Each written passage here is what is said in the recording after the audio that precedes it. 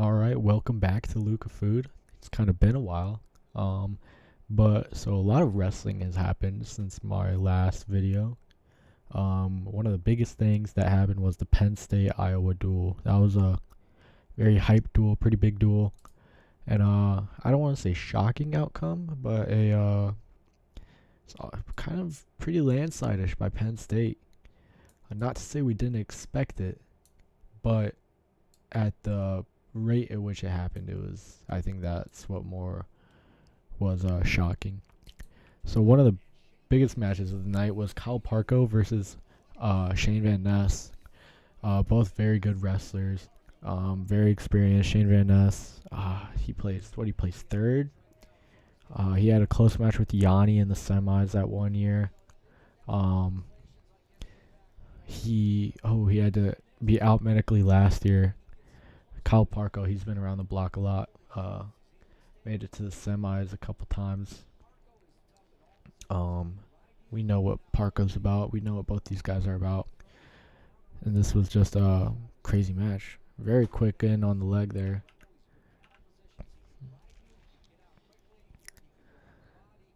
So immediately,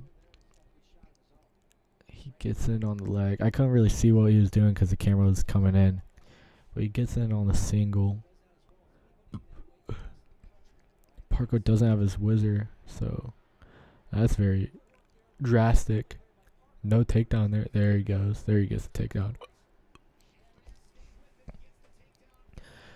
I think Parco kind of got caught off guard with how quick, getting to the leg was, and he couldn't get his whizzer situated in time, which is what got him taken down. That was a nice escape to a reattack.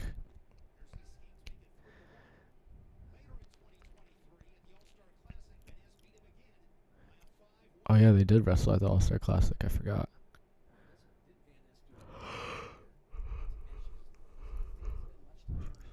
Did they? I think they just did. I don't know. I couldn't really hear what they were saying.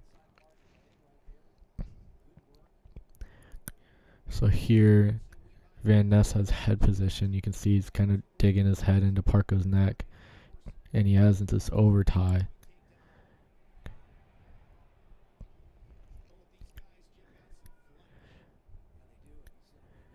Both these guys, they're hand fighting. It's a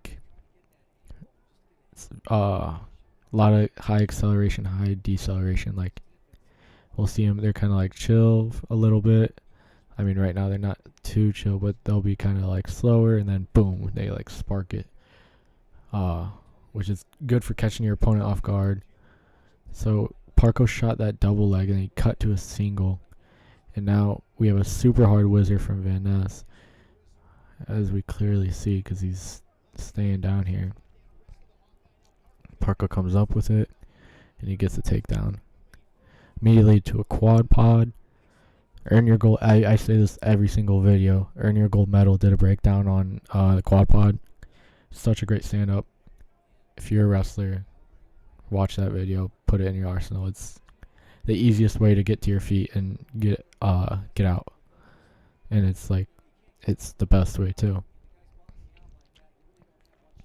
We see Van Ness is being really heavy on Parco's head though this match.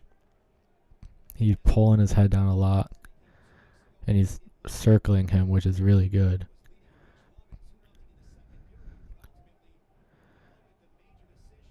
Oh yeah, they mentioned Ridge Levitt. Ridge Levitt almost tech falled Shayne Van Ness. Yeah, I don't know who I said I had winning 149 in my beginning of the year video. Pretty sure I mentioned Parco, or not Parco, Levitt. Ridge Levitt's a dog, but Ridge Levitt lost to Parco, so it doesn't really make sense at all what's happening at 149. So I guess we'll live to see what happens.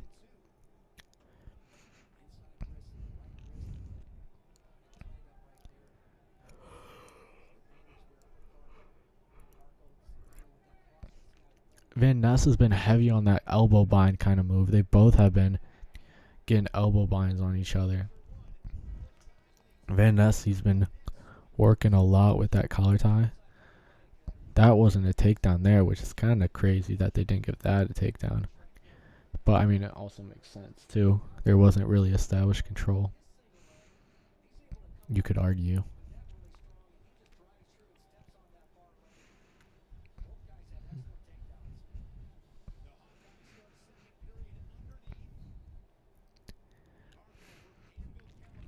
Just a quick escape there. I'm trying not to yawn. Ooh, that was a great cut in, a great switch.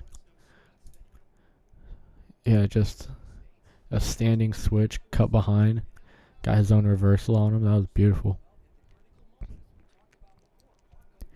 Now he's fighting his hands. And he just kind of lets him go.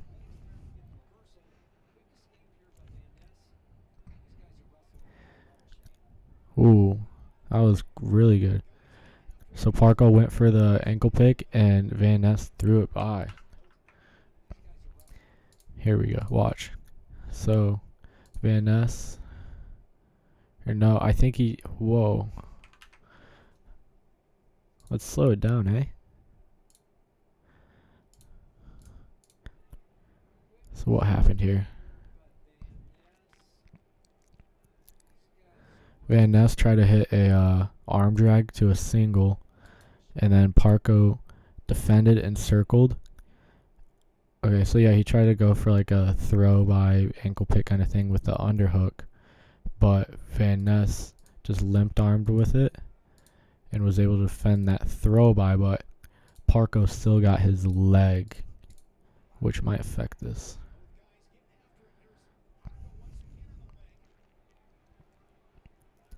Now they're in this like single kind of position.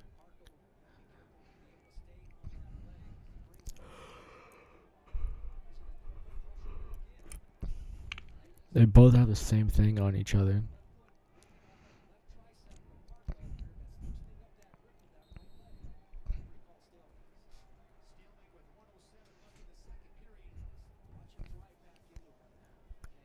That was a really good switch here, we can see again.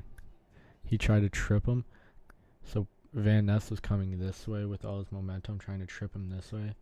And Parco, he just got his feet out and he turned back in. But we see Van Ness, he's really working on the collar tie. And Parco's really working on elbow binds and grabbing his hands.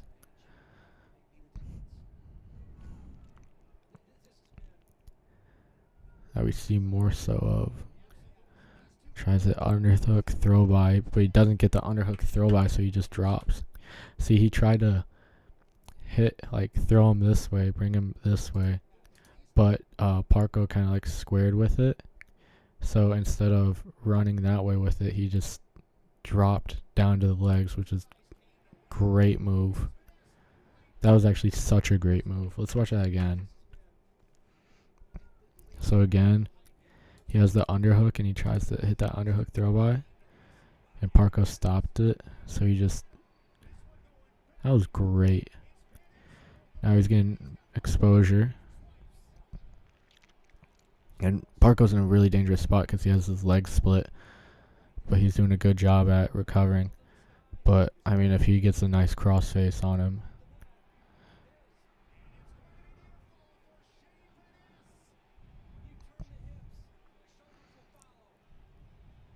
That is just...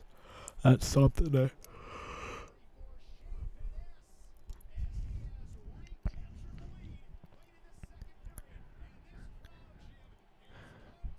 That was a lot. So, I don't want to go back to it because we already watched it, but... Here, they're going to show it.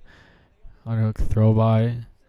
It kind of looks like he didn't even fully commit to the throw by. He just kind of faked him with the throw by.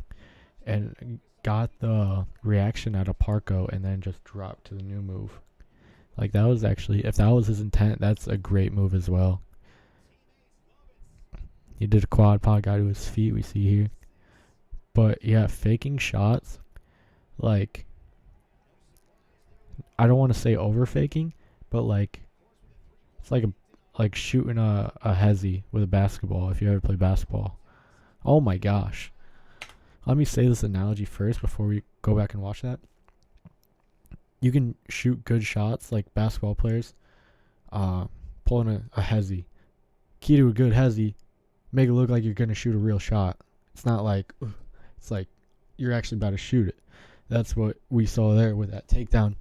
He actually shot a real shot, but if this is what he was doing with baiting it, it worked out perfectly because then he just squared back up and got the takedown. from the dropping down to the double leg. So you can fake shots and use them to your advantage. Like, I don't want to say over faking, but really selling one shot, expecting a certain reaction, and using that reaction to your next shot. If that makes any sense. Well, let's watch this cartwheel we see here. So we saw again, Parco kind of went down for that like low. Parco shot that shot a couple times. He's just reaching down for a low single. Yeah, same thing, underhook throw by. But instead, Van Ness just cartwheels right over it. Which, if you have an overhook, you can cartwheel stuff like that. Depending on how you're set up on the mat. If you have an overhook, you can cartwheel.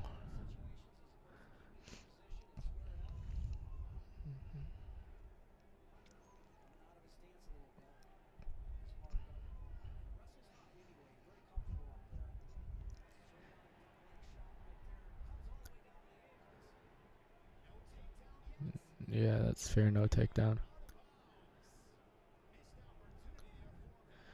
All he did there was just kind of like fake the hand fight, like kind of get a Parco to react by throwing his hands up for the hand fight, and then he dropped down. We saw it there again. He just brings his hands up. As soon as Parco engaged in the hand fight, he just dropped down. That's another thing too with hand fighting. You can just like kind of like slightly engage just to get your opponent's like thoughts away from what's happening down low at their legs to, okay, we're in a hand fight, I need a hand fight. And as soon as they start engaging in the hand fight, you just drop below, and that's what we saw there. Now he's working up a bar hammerlock kind of situation.